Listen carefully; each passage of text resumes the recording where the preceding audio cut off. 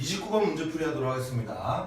지금 x가 0보다 커나 같은 정의역에서 fx가 주어졌어요. 리미트 n을 무한대로 보냈을 때 등비수열의 극한으로 주어졌네요. 자, 그랬을 때 y는 fx, x축, x는 2에 도형으로 둘러싸인 넓이가 5는 a에 플러스 3분의 b가 되겠더라는 거예요. 그러면 결론적으로 이 도형의 넓이를 구하라는 얘기죠. 그럼 y는 fx와 x축과 x는 2로 둘러싸여 있다고 하니까 y는 fx가 어떤 녀석의 그래프가 그려지는지를 확인해 주셔야 돼요. 또는 어떤 녀석의 구성으로 되어 있는지 함수인지를 판단하셔야 됩니다. 그 판단을 갖다가 지금 극한으로 주어졌다는 거죠. 그럼 극한을 갖다 우리가 풀어내시면 되는 겁니다.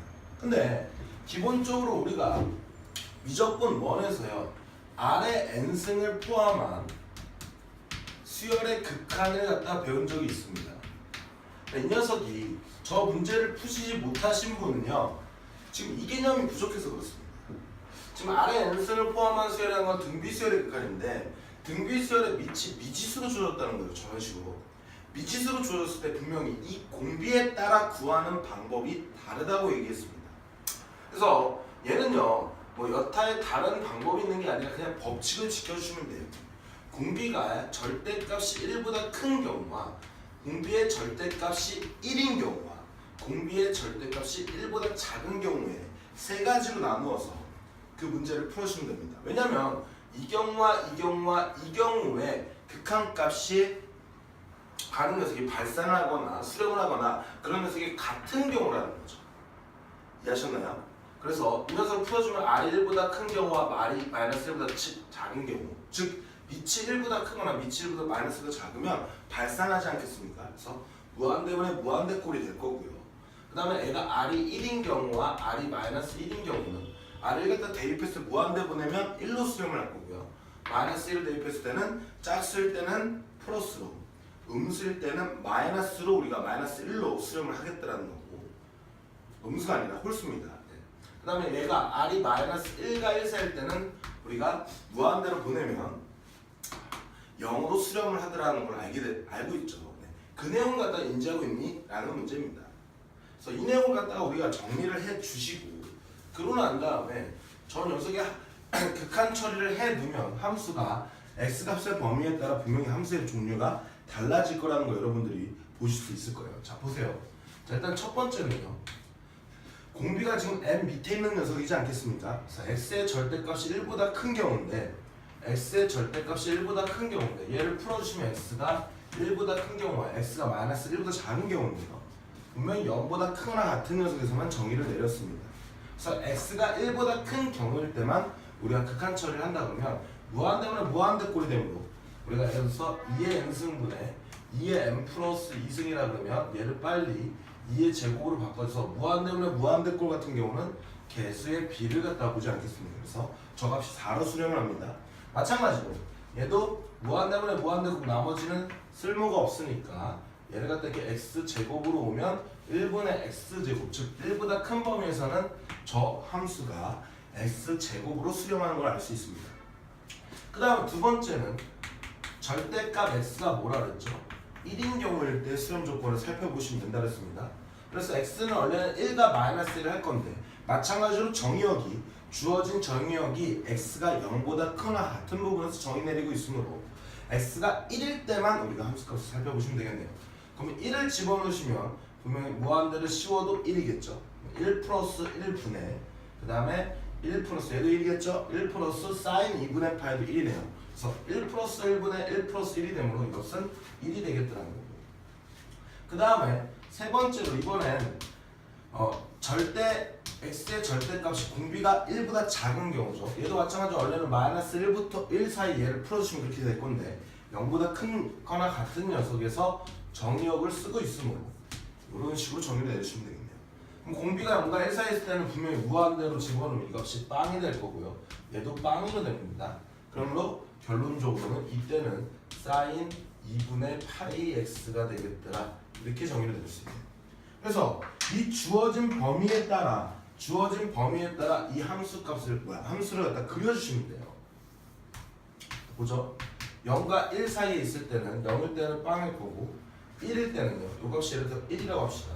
1일 때는 분명히 사인 2분의 파니까 이 각도 뭐야? 1이 되겠죠. 그래서 여기서 증가하는 형태로 여기 그래프를 그려주는 거예요.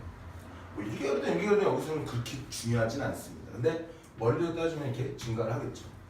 자, 그런 다음에 x가 1일 때는 분명히 여기는 안 들었으니까 원래 흰 동글뱅이를 해야 되는데 1일 때 1인 값이므로 여기 채워질 거고요. 그 다음에 y는 x제곱을 하면서 그래프가 이렇게 되니까 1보다 큰 범위에서는 이렇게 그려주시면 됩니다. 그래서 y는 fx와 x축과 그 다음에 x는 2로 둘러싸인 면적, 요 면적의 넓이가 바로 파이분의 a 플러스 3분의 b니까 이 면적을 구하라는 거겠네요. 그래서 이 면적을 가리키는 분을 봤더니 인테그랄 0부터 2까지의 fx dx를 하시면 되는데요. 이 구간 내에 따라서 함수의 종류가 달라지지 않습니까?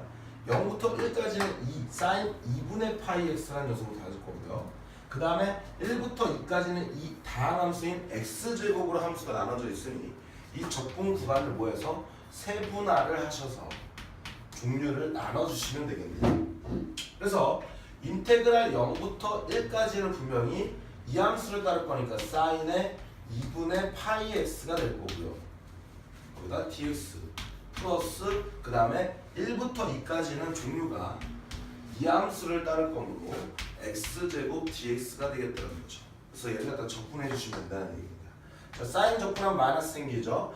파이분의 역수 취하시고요. 코사인 2분의 파이 x가 0부터 1까지가 됐네요. 자, 1을 집어넣으면 코사인 2분의 파이는 빵이고요. 0을 집어넣으면 1이니까 거기다 마이너스 있으니까 파이분의 2로 가겠죠. 그 다음 플러스 얘 적분하시면 3분의 1의 x 3승이 될 거고 그때 1부터 2까지니까 2의 3승에서 1을 빼니까 7이 되겠네요. 그래서 플러스 3분의 7이 돼서 a가 2가 될 거고 b가 7이 되는 a 플러스 얘가 a고요. 얘가 b가 돼서 a 플러스 b를 구하랬으니까 이것은 9가 되겠더라. 이렇게 문제를 풀어주시면 됩니다. 자, 구성을 봅니다. 다시 한번 구성을 볼게요. 자, 어떤 함수가 등비수열의 극한으로 주었어요. 그럼 이 등비수열의 극한을 풀어서 얘에 대한 그래프를 해석해야 되겠죠. 그 등비수열의 극한을 풀려고 하다 보니까 공비에 따라서 구하는 방법이 다른데 공비가 지금 미지수로 주어졌다는 겁니다. 그럼 미지수로 주었을 땐 빨리 세 가지로 나눠주는 겁니다. 공비의 절대값이 1보다 큰 경우나 공비의 절대값이 1인 경우나 공비의 절대값이 1보다 작은 경우를 이용해서 저 극한값의 처리를 하고 나면 x값의 범위에 따라 함수의 종류가 달라질 거며 그 녀석의 그래프를 그려서 우리가 적분을 구하는데 그 적분 구간 내에 함수의 종류가 달라지고 있으므로 적분 구간의 세분화를 이용해서 우리가 넓이를 구하는 그런 형태의 구성의 문제입니다. 자, 그래서 이 등비수열의 극한의 내용을 조금 이해하시고요. 걔는 기본적인 개념입니다. 그리고 넓이 구하는 녀석 할 때 우리가 적분을 이용한다는 거 기억해 주시고 넓이를 구하는 구간 내에서 함수의 종류가 일정하지 않고 다른 종류로 바뀌니 적분 구간의 세분화라는 개념을 총 3가지의 개념을 활용해서 문제를 풀어주시는 그런 해결력을 요하는 문제인데 이 개념 조금, 이 개념 조금, 이 개념 조금을 갖다가 조금만 이해해 주시면 크게 어려운 문제는 아닐 거라고 얘기해줘요. 그러니까 여러분들 만약에 이게 부족하다 하시면 이걸 못 푸셨다면요 기본적인 개념들이 각각에서 부족한 겁니다. 그러니까 어려운 공부만 하려고 하지 마시고 각 단원의 가장 기본적인 내용들 그 기본적인 내용들을 갖다가 그 유형별로 기본적인 내용들을 갖다 건드려 주시면 수능에서는요 어려운 개념을 요하지 않아요. 기본적인 개념을 가지고 얼마나 활용하는지를 물어보는데 이렇게 섞어놓던지 아니면 숨겨놓던지 이런 식으로 해서 문제를 풀어나가는 과정이기 때문에 별로 어려움이 없을 거라 여겨집니다. 자, 여기까지.